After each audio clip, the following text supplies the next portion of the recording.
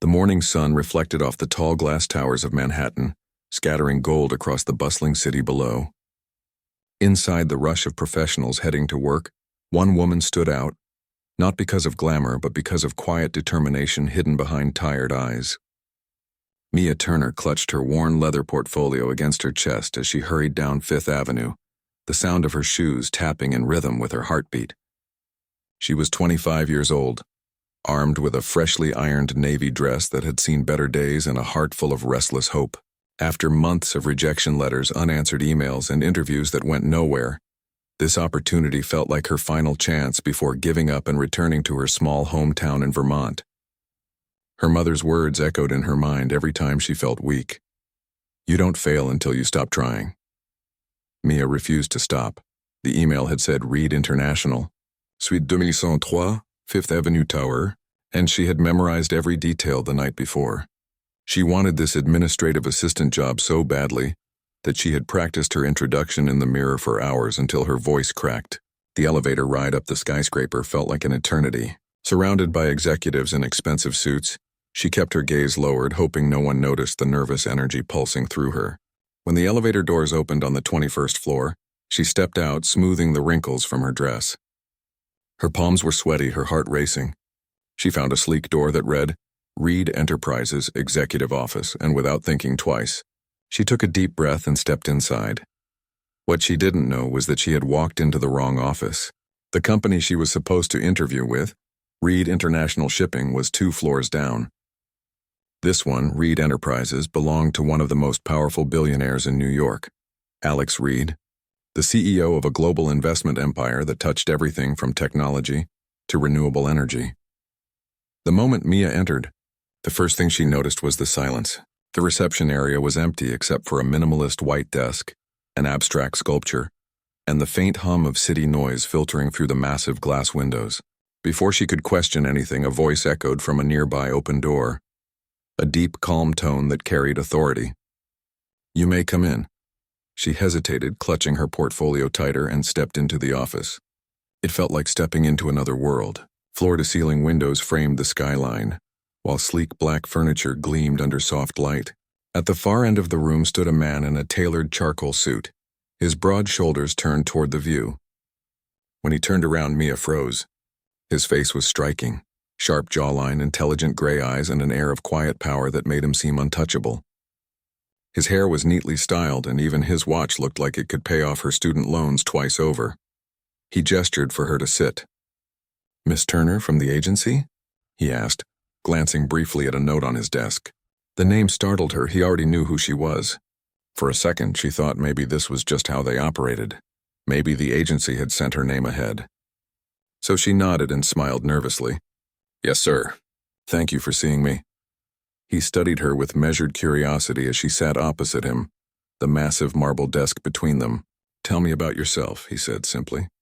His tone wasn't harsh, but it carried weight, the kind of voice that made people want to get their words right. Mia launched into her rehearsed speech, explaining her degree in business administration, her internship experience, her passion for organization and detail. As she spoke, she noticed he wasn't looking at her resume at all. His gaze was steady, focused entirely on her face, as if he were studying something far deeper than her words. It made her uncomfortable but also strangely seen, as if for the first time in a long while someone was actually listening. When she finished, he leaned back in his chair, hands folded. "You're very honest," he said after a pause. "I can tell when people are selling me what they think I want to hear." "You're not." Mia blinked in surprise. "I just try to be myself," she said softly. "Good," he replied, "because what I'm about to say might sound unusual." He rose from his chair and walked to the window, staring out at the city below. His reflection shimmered in the glass as he spoke. "This isn't a standard interview. I'm not hiring an assistant.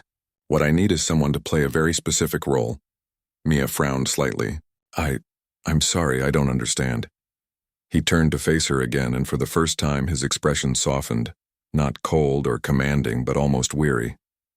"I need a wife." The words landed like a thunderclap. Mia's mind froze. "Excuse me?" "I need a wife," Alex repeated calmly. "Not in the romantic sense, at least not at first. My grandmother is ill. Her final wish is to see me settled, to believe that I've built a life beyond my business. She doesn't know that I've given up on that idea years ago. Mia shook her head, struggling to find words. Mr. Reed, I think there's been a mistake. I came here for an interview at Reed International Shipping. I'm not. He raised an eyebrow. Reed International Shipping is on the 19th floor. This is Reed Enterprises. He paused, and for a fleeting second, a small amused smile touched his lips. So you came to the wrong office. Her cheeks burned with embarrassment. I'm so sorry, I didn't realize. But before she could continue, Alex said quietly, maybe fate realized before you did. She stared at him, unsure if he was serious or joking. You don't even know me, she said finally, her voice trembling with a mix of confusion and disbelief. No, he admitted, but in the 10 minutes we've spoken, I've seen more sincerity in you than in anyone I've met in years.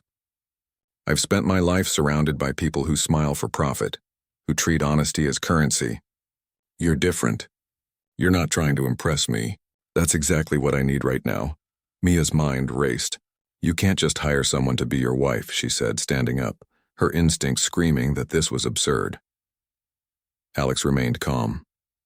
It's a 1-year contract. You'll be compensated, $70,000 per month with a final bonus at the end of the term. During that year, you'll attend public events with me, live here at the penthouse, and play the role of my wife. Afterward, you can walk away with financial freedom. The number echoed in her mind, $70,000 per month. It sounded unreal. That kind of money could erase her student debt, pay for her mother's medical bills, and give her the life she had been chasing for years. But it also felt wrong. She had come looking for a job, not a life she didn't belong to. She shook her head firmly. No amount of money can make this right. I'm sorry, Mr. Reed, I can't do it. She turned to leave, but his voice stopped her. Think about what you could do with that money, he said quietly. You could rebuild everything you've lost. Sometimes opportunities come disguised as mistakes. Mia froze at the door. He wasn't pressuring her. His tone wasn't manipulative, just calm and certain, as if he were offering her a path rather than trapping her in a deal. Still, she couldn't accept. It's not that simple, she whispered. No, he said softly. It never is. She left the building in a daze, the sound of the city rushing back around her like a storm. She walked without direction, her mind replaying every word of the conversation. It felt like stepping out of a dream, one that she couldn't decide was terrifying or miraculous. That night she sat by her small apartment window, staring at the lights of the city skyline. She thought about her mother's medical bills, her unpaid rent, the stack of rejection emails in her inbox. Her phone buzzed. It was a message from an unknown number. This is Alex Reed. I know today must have been overwhelming. I won't ask you to decide now. But if you change your mind, my offer still stands. You have 48 hours. Mia placed her phone down, her heart pounding. She had come to the city looking for a job. Instead, she had stumbled into something far beyond anything she could have imagined. 2 floors, 2 worlds, one mistake that might change her life forever. As she watched the city lights flicker against the dark sky, a quiet thought rose inside her. What if this mistake was meant to happen? The next morning arrived with the soft gray light of dawn spreading across the city. The streets were waking up slowly, filled with the hum of early commuters and the distant sound of coffee machines hissing from corner cafes. Mia Turner sat on the edge of her bed, staring blankly at her phone. The message from Alex Reed was still there, calm, direct, and impossible to ignore. You have 48 hours. It was both an invitation and a weight pressing on her chest. She had reread it at least a dozen times, each time convincing herself that she should delete it and move on, yet her thumb hovered over the screen, unable to do it. The apartment around her was silent except for the faint ticking of the wall clock. The place was small, a single-room studio with a leaky faucet, faded wallpaper, and a view of the neighboring building's fire escape. She had called it home for the past year, ever since moving to the city with nothing but a degree and a suitcase full of dreams. But lately, even this little space felt temporary. Her rent was overdue. Her mother's medical bills in Ohio had reached their final notice, and the savings she once guarded carefully had dwindled to almost nothing. Life had cornered her in ways she couldn't have imagined. And now fate had thrown her the strangest lifeline imaginable, a marriage contract with a billionaire. It sounded absurd even in her own mind. She tried to laugh it off, but the thought refused to leave. What if he was serious? What if this was real? And even more frightening, what if this was her chance? She paced the small room for what felt like hours before finally dialing a number she knew by heart. "Mom?" she said softly when the familiar voice answered. Her mother's voice, frail but warm, came through the line. "Mia, sweetheart? How did your interview go yesterday?" There was so much hope in her tone that Mia's throat tightened instantly. She hesitated, unsure how to answer. "It was different," she said finally. "I might have gone to the wrong office." Her mother laughed gently, the kind of laugh that still managed to sound like home. "Only you could do that, honey. But who knows? Maybe it'll turn out to be the right one." Those words stayed with her long after she hung up. Maybe it'll turn out to be the right one. By evening, Mia found herself standing once again in front of the Fifth Avenue Tower. The same glass doors gleamed under the city lights, and her reflection looked almost unfamiliar, a woman caught between fear and resolve. She took a deep breath and stepped inside. The receptionist recognized her immediately and escorted her to the top floor. Alex Reed was waiting for her in the same office, though this time, he wasn't behind his desk.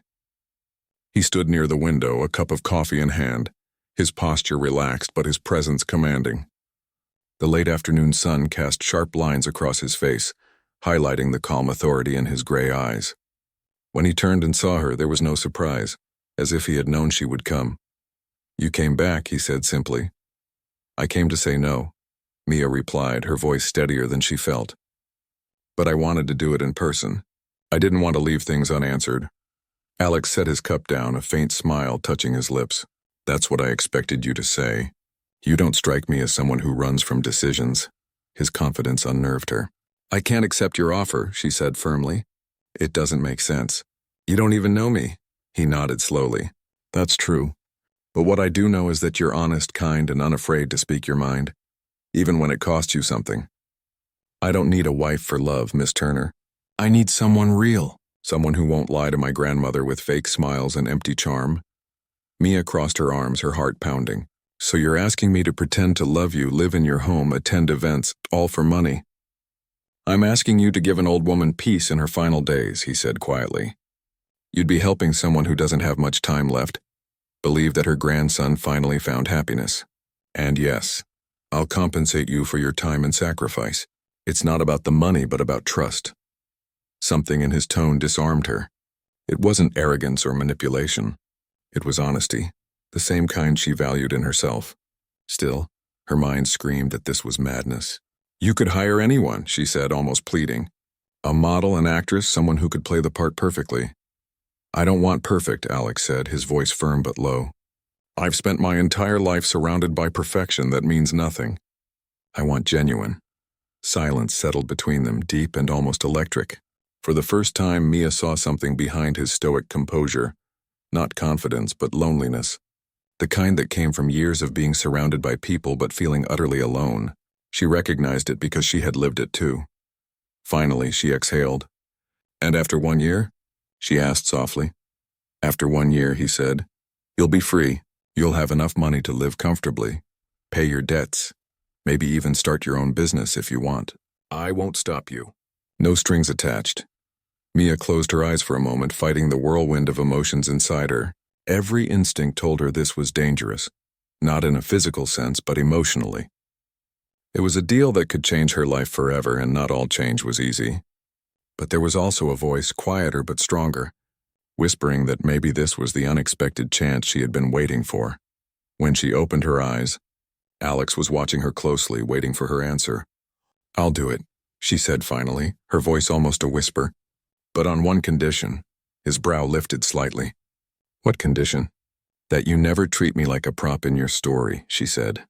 "If I'm doing this, I want to be treated with respect, as a person, not a paycheck." For the first time, Alex's expression softened into something almost like admiration. "You have my word." He extended his hand toward her, and after a brief hesitation, she shook it. His grip was firm, steady, and strangely reassuring. The deal was made. That evening, as she rode the elevator down from the top floor, Mia felt as though the ground beneath her had shifted. She had come to New York for a simple job, Now she was about to step into a world she didn't understand, a world of wealth, power, and expectations far beyond her imagination. But deep down, beneath the fear and uncertainty, there was also a spark of determination. She had faced worse odds before and she had survived. This time she wasn't just fighting for herself. She was fighting for her future, and maybe in some strange way for his too. Across the city, in a penthouse bathed in city lights, Alex Reed stood by his window, watching the skyline. He had made countless deals in his life, billion-dollar mergers, high-stakes negotiations, but none of them had left him feeling this unsettled. There was something about Mia Turner that had cracked the armor he had built over years of solitude. She wasn't like anyone he knew. She was unpredictable, raw, real. For reasons he couldn't explain, he felt that bringing her into his world wasn't just about his grandmother's wish. It was about something far deeper, something he hadn't dared to hope for in years. That night, Mia lay awake in her apartment, staring at the ceiling. She should have felt relief. She had just secured a deal that could change her life. But instead, she felt the weight of a promise. Her heart raced at the thought of what lay ahead. Tomorrow, she would step into a life that wasn't hers. Tomorrow, she would become the wife of a man she barely knew. But beneath the fear, there was something else. A quiet, unexplainable certainty that somehow everything was about to change forever. The morning of the contract signing arrived with quiet inevitability, like a moment she had seen coming but still couldn't fully believe. Mia Turner stood before the tall glass doors of Reed Enterprises again, dressed in a simple cream blouse and charcoal skirt, her hair tied neatly in a low bun. She looked calm on the outside, but her heart beat with the uncertainty of someone stepping into an entirely new world. The city's reflection shimmered behind her as she pushed the door open, feeling the weight of her decision settle into her bones. She wasn't here for an interview anymore. Today, she was here to become the wife of Alex Reed, even if only on paper. Inside, the lobby was hushed and elegant, the kind of quiet that carried power. A young assistant greeted her politely and escorted her to the executive floor, where a private conference room waited. Alex was already there when she entered, standing by the window in a perfectly tailored navy suit. He turned as she stepped in, and for a brief moment their eyes met. Not as strangers, but as two people about to bind their lives in a way neither fully understood. There was no arrogance in his gaze today, no trace of the commanding CEO mask. Instead, there was a quiet respect, perhaps even gratitude. "Good morning, Miss Turner," he said, his tone steady but softer than she expected. "Good morning," she replied, forcing her voice to stay calm. On the table between them lay a thick document, the marriage contract, bound neatly with embossed letters that seemed almost ironic in their formality. The lawyer, a polite man in his 50s with silver-rimmed glasses, explained each clause in precise detail. It stated the duration of 1 year, the agreed compensation, the confidentiality clauses, and the behavioral expectations. The agreement was watertight, a shield against gossip, scandal, and emotional entanglement. Yet as Mia listened, she couldn't shake the feeling that some things in life couldn't be captured in legal language. When the lawyer finally pushed the papers toward her, she hesitated for a long moment. The pen in her hand felt heavier than it should have. She looked up at Alex, her eyes searching his face for some sign that this wasn't as cold as it appeared. To her surprise, he gave a small nod, not of encouragement but of understanding. "You can still walk away," he said quietly, his voice almost gentle. "No one will blame you." Mia studied him for a moment. "You don't seem like the kind of man who lets people walk away." A faint, self-aware smile touched his lips. "Maybe I'm learning to be," and with that she signed. The pen glided across the paper, sealing her name to the deal that would change everything. When Alex added his signature, the lawyer witnessed, stamped, and collected the documents before leaving them alone in the room. For a long while, neither spoke. The silence felt both heavy and fragile, like glass between them. Finally, Alex broke it. "There's an event tonight," he said. "A charity gala. My grandmother will be there. I'd like to introduce you as my wife." Mia blinked, startled by how soon it was becoming real. "Tonight?" "She's been asking to meet you," he said simply. "She doesn't know the truth, and I'd like to keep it that way." That evening, Mia found herself standing in front of a mirror in the Reed penthouse, trying to recognize the woman staring back at her. The stylist Alex had arranged had transformed her completely. Her hair cascaded in soft waves, her makeup was subtle but elegant, and the gown she wore shimmered like liquid silver. She looked nothing like the girl who used to take the subway to job interviews with trembling hands. And yet, deep inside, she was still that girl, the one who believed that even mistakes could lead to miracles. The penthouse itself was breathtaking, a world high above the city, with marble floors, floor-to-ceiling windows, and an atmosphere that felt both luxurious and lonely. As she descended the staircase, she saw Alex waiting near the grand piano, fastening his cufflinks.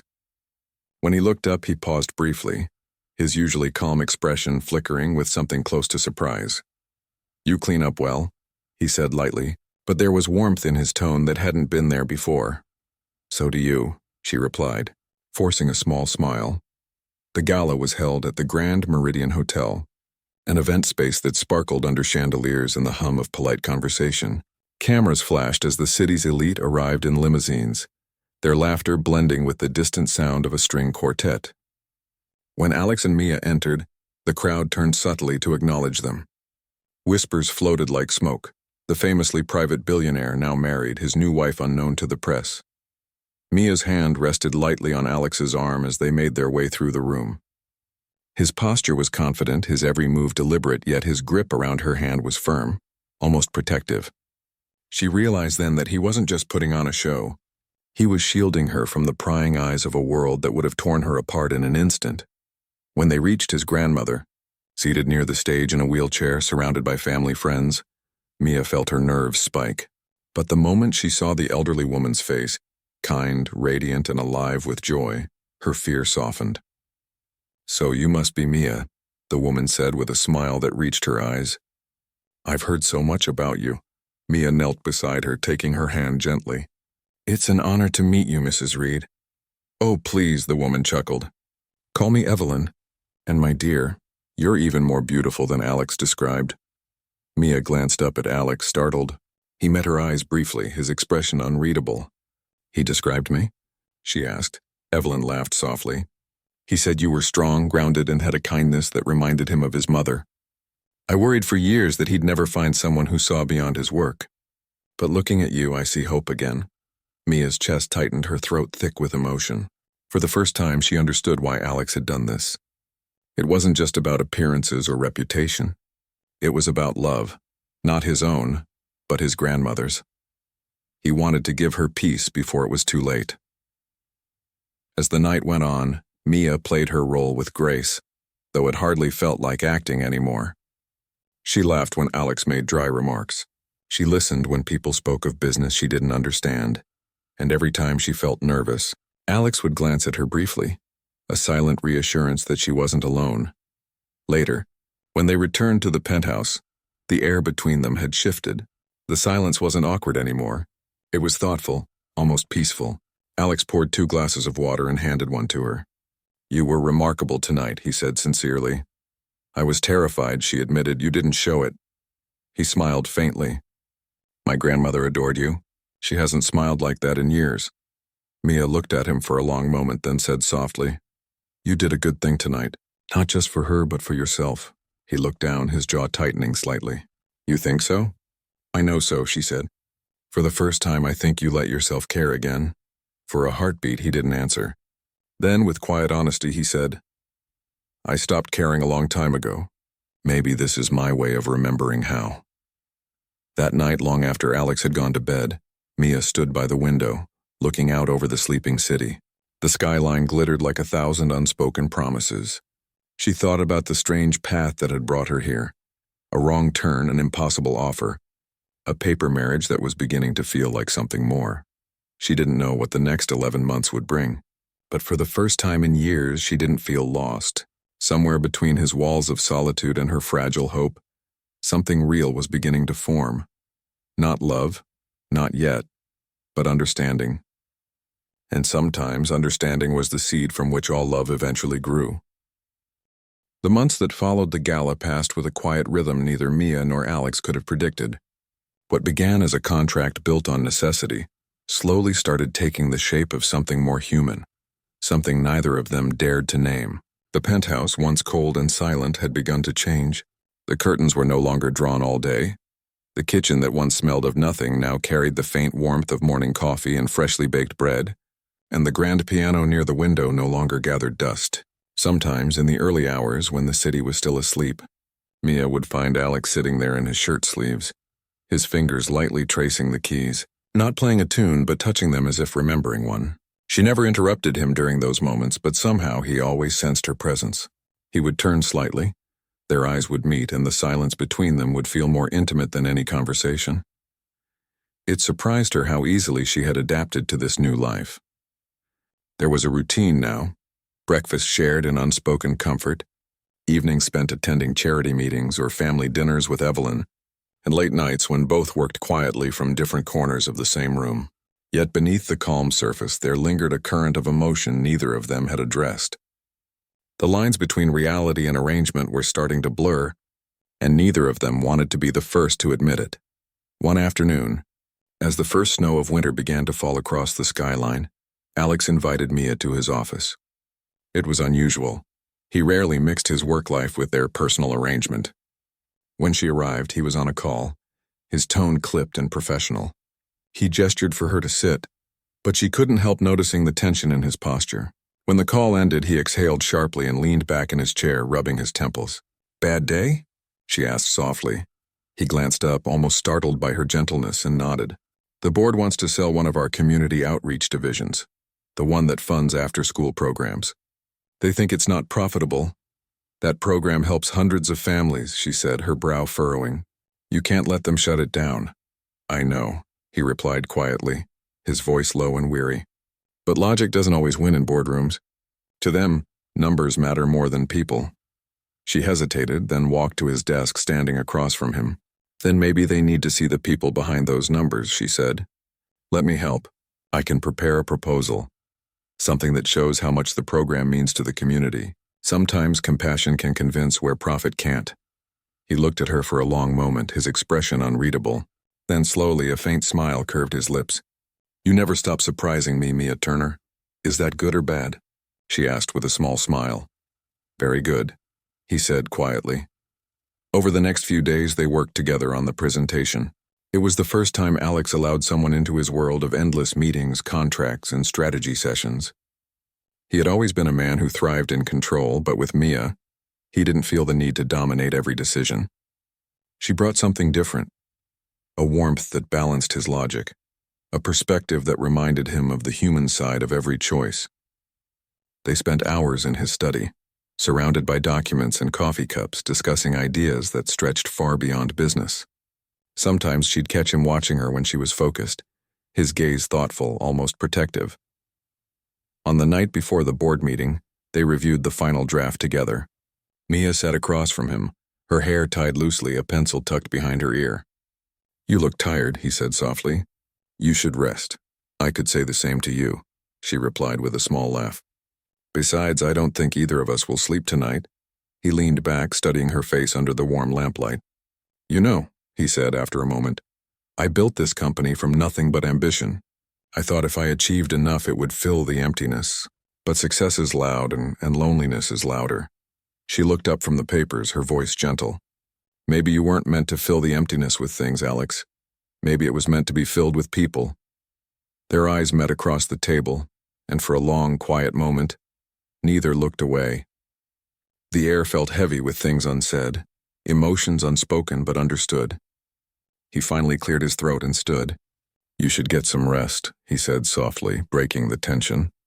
But as he walked past her, she caught a glimpse of something raw in his expression, the kind of vulnerability he rarely allowed anyone to see. The next morning, the board meeting unfolded like a battle of wills. The executives sat around the long table, faces impassive, their minds on profit margins. Alex opened the discussion calmly, presenting facts and figures, but it was Mia who stole the room's attention. When she stood to speak, her voice was steady, clear, and full of quiet conviction. She talked not about profits, but about people. Children who dreamed because of those programs, families who relied on them. The ripple effect of compassion that no spreadsheet could quantify. When she finished, the room was silent. One by one, the board members began to shift in their seats, murmuring to each other. Finally, the chairman leaned forward and said, "Perhaps it's worth keeping the program, for now." It was a victory, small but powerful. As they walked out of the building, the winter wind brushed against their faces, and Mia smiled for the first time in days. "You did it," she said. "No," he replied, looking at her with quiet pride. "We did it." That evening, back at the penthouse, Evelyn called to congratulate them. "I always knew she was the missing piece you needed," she told Alex warmly over the phone. "Don't let her slip away, my dear boy." Alex smiled faintly but said nothing. He didn't know how to explain that this marriage, this partnership, was supposed to be temporary. A facade built for love, but not built on it. Yet, as he looked across the room where Mia was sitting on the couch, sketching something on her notepad, he felt an ache in his chest he couldn't ignore. Later that night, Mia stepped out onto the balcony drawn by the snow that had begun to fall again. The city lights reflected off the flakes, making the world look almost magical. She wrapped her shawl tighter around her shoulders, lost in thought. Alex joined her a few moments later, 2 mugs of coffee in his hands. He handed her one without a word, and they stood side by side in the quiet. "Thank you," he said finally, his voice low. "For today, for everything." "You don't have to thank me," she said softly. "I'm just doing my part." He turned to her, his eyes shadowed by something deeper. "You're doing more than that, Mia. You're changing things I didn't think could be changed." She didn't know what to say, so she simply looked out at the snow, the silence between them speaking louder than any words. There was something both comforting and dangerous in their growing closeness. The contract had drawn clear lines, but emotions didn't obey paper boundaries. Days turned into weeks, and the rhythm of their lives settled again. Work, dinners, laughter, quiet moments that felt increasingly like home. Yet under the surface, both were aware that their time was running. The contract had an end date. The year would eventually come to a close, and though neither had spoken of it, the thought lingered in every glance. Every conversation that almost became confession but stopped just short. One evening, Mia found herself standing in the study, her eyes wandering over the framed photographs on the shelf. There was one of Alex as a child, sitting beside a woman with kind eyes and a radiant smile, his mother. The resemblance was undeniable. When Alex entered the room a moment later and saw what she was looking at, his expression changed. "She was everything to me," he said quietly. "She died when I was 18. My father wasn't an easy man. He believed emotions were weaknesses. I think I spent most of my life trying to prove him wrong, and then I became just like him." Mia turned toward him, her voice soft. "You're not like him, Alex. You just forgot who you were for a while." He looked at her then, his gaze searching, vulnerable, as if her words had reached a place he had long buried. "And what if you're the one reminding me?" he asked quietly. She opened her mouth to respond, but words failed her. The room was silent except for the ticking of the old clock, and for the first time she realized how dangerous it had become. This closeness, this fragile tenderness neither of them had intended to feel. That night, when she lay awake staring at the ceiling, she knew that something had changed between them, something real and irreversible. It was no longer just a paper marriage held together by signatures and promises. It was something living, breathing, and terrifyingly human, and while neither had said it out loud, both knew the truth. Hearts had already crossed the line long before the contract ever would. Winter melted into the soft blush of spring, and with it came a season of quiet transformation that neither Mia nor Alex could fully name. The city outside their windows bloomed with new life, trees dusted in pale green, the streets humming with energy. But inside the Reed penthouse, change ran deeper than the shifting weather. The contract that had once dictated the boundaries of their lives still sat folded in a drawer, yet it had lost its meaning long ago. What connected them now wasn't ink or obligation, but something invisible and profoundly human. A trust built through shared nights, unspoken understanding, and the slow mending of 2 hearts that had forgotten how to believe in warmth. Mia noticed the difference first in small things. The way Alex no longer filled every silence with work calls. How he began pausing to watch the sunrise before leaving for the office. How laughter, genuine, unguarded laughter, now echoed faintly through the halls that had once known only footsteps and formality.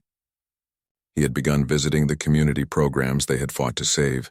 shaking hands with parents, kneeling to talk to the children who ran up to him without fear. People saw him now not as the distant billionaire, but as a man rediscovering his humanity. And Mia could feel her own heart expand each time she watched him kneel to tie a child's shoe, or listen patiently to their small stories. Alex, in turn, found himself seeing life through her eyes. The woman who had walked into his office by accident had become his compass, teaching him that kindness was not weakness and that power meant nothing without purpose. She never demanded gratitude or affection. She simply gave in quiet ways that touched everything she touched. When he returned home exhausted, there would always be a light left on in the living room, a small note on the table reminding him to eat, or a soft melody humming from the kitchen as she cooked. These gestures, simple as they were, built something sacred, a sense of belonging he hadn't felt since his mother's passing. One evening, as the golden light of sunset poured across the marble floors, Alex found Mia sitting on the balcony with a sketchbook in her lap. She was drawing again, something she had not done for months. Her fingers moved gently, her hair caught in the breeze, her face calm in the dying light. He stepped outside quietly and watched her for a moment before speaking. "What are you working on?" he asked. She looked up, a faint smile tugging at her lips. "A dream," she said softly. "A school. A place where kids can learn, create, and imagine freely. Somewhere no one is turned away because they can't afford it." She hesitated before adding, "I thought maybe the foundation could help." He walked closer, glancing at the sketch. Open halls flooded with sunlight, walls filled with art instead of advertisements, gardens instead of parking lots. It was hope on paper. "You never stop building things that matter," he said, his voice low with admiration. "And you never stop pretending you're not part of it," she teased gently. "You've changed more than you realize, Alex." He shook his head. "No, you changed me." The silence that followed was thick with the truth they had avoided for months. The feelings neither of them had dared to voice now hung in the air, undeniable and alive. She looked away first, closing the sketchbook carefully. "The contract ends next month," she said quietly, the words cutting through the soft evening like a knife. "We should probably talk about what happens after." Alex's hands tightened slightly on the railing. He had known this conversation would come, yet it still felt like a blow he wasn't ready to take. "After," he repeated as if testing the word. "You'll be free to go wherever you want." "You've more than earned that," she nodded slowly. "That's what we agreed." Her voice was steady, but her heart was not. "Still, it's strange. This started as a mistake, and now it feels like the most meaningful chapter of my life." He turned toward her then, eyes dark with emotion. "Mia, you were never a mistake." The honesty in his tone startled her. Before she could respond, he stepped closer. "When you walked into my office that day, I thought fate was mocking me. I'd given up on everything real, on trust, on hope, on love. But you walked in by accident and somehow you rebuilt all three." Her throat tightened, words lost beneath the rush of emotion. "Alex, don't," she whispered. "We both know what this was meant to be." "Meant to be?" He repeated softly, a sad smile tugging at his lips. Maybe fate meant for it to start one way, but somewhere along the line it became something else, something I can't let go of. For the first time, Mia saw fear in his eyes, not the fear of loss or reputation, but of vulnerability. He had spent a lifetime mastering control, and now he was standing before her without any armor. The moment stretched between them, raw and fragile. She stepped forward instinctively, her hand brushing his as if drawn by gravity itself. The world outside seemed to fade until there was only the two of them, standing on that balcony, surrounded by the quiet hum of a city that had unknowingly witnessed their transformation. Before either could speak again, the sharp buzz of Alex's phone broke the moment. He sighed, answering it reluctantly. Mia turned away, grateful for the distraction yet aching at the same time. She heard him speak in low tones, his expression shifting from concern to disbelief. When he hung up, his face was pale. "What happened?" she asked. "It's my grandmother," he said softly. She collapsed. Within hours, they were at the hospital. Evelyn lay surrounded by machines, her breathing shallow but peaceful.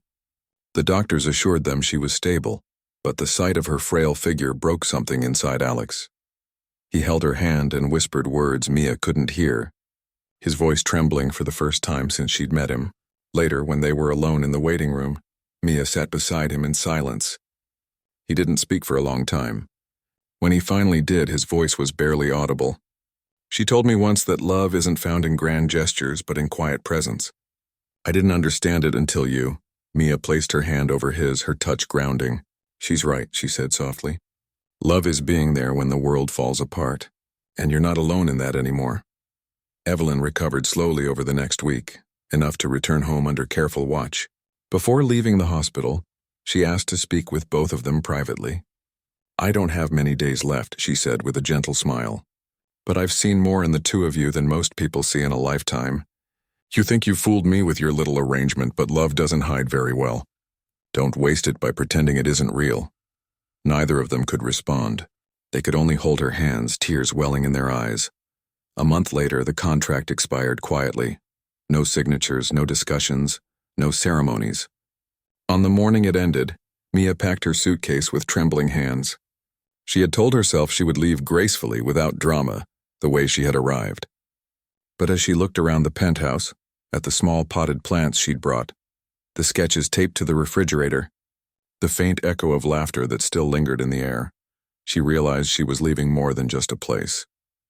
She was leaving the life she had accidentally built, and the man who had accidentally taught her what love truly meant. When Alex returned from work that evening and found her suitcase by the door, he froze. You're really going, he said quietly. I have to, she replied, her voice shaking. This was never supposed to be forever. He walked closer, his expression unreadable. Then tell me, he said softly, what is forever, Mia? A year, a contract, or the moments that change who we are? She couldn't answer. Tears blurred her vision as he reached into his coat pocket and pulled out an envelope. Inside was her original contract and torn neatly in half. I don't need this anymore, he said. But I do need you. Not because of an agreement, not because of a promise to anyone else, because you're the first person who made me feel alive again. Her breath caught. Alex, I don't want perfection, he continued, his voice thick with emotion. I don't want control.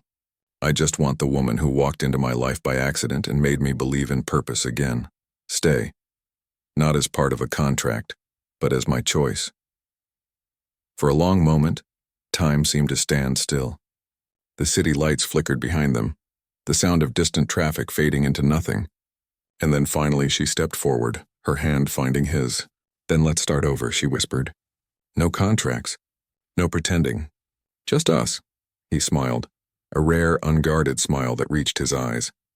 Just us, he repeated. That night, for the first time since either of them could remember, there were no walls, no masks, no fear, only two souls standing together, humbled by everything they had lost and found along the way. Months later, the opening of the Turner Reed Academy drew people from across the city. The school stood as a living symbol of hope, an idea born from a wrong turn that became the right destiny.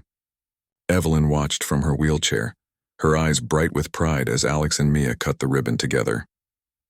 When the children rushed through the gates, their laughter filled the air, and Mia felt tears sting her eyes. Alex slipped his arm around her shoulders, whispering softly, You showed up for an interview that didn't exist, and instead you built a life that does. She looked up at him, smiling through the emotion. Sometimes the best chapters begin with a mistake, she said. He kissed her forehead gently. No, Mia, you were never a mistake. You were the miracle I didn't know I was waiting for. As the sun dipped below the horizon, casting golden light over the courtyard filled with laughter and dreams, they stood hand in hand, no longer bound by paper but by the unspoken promise of forever.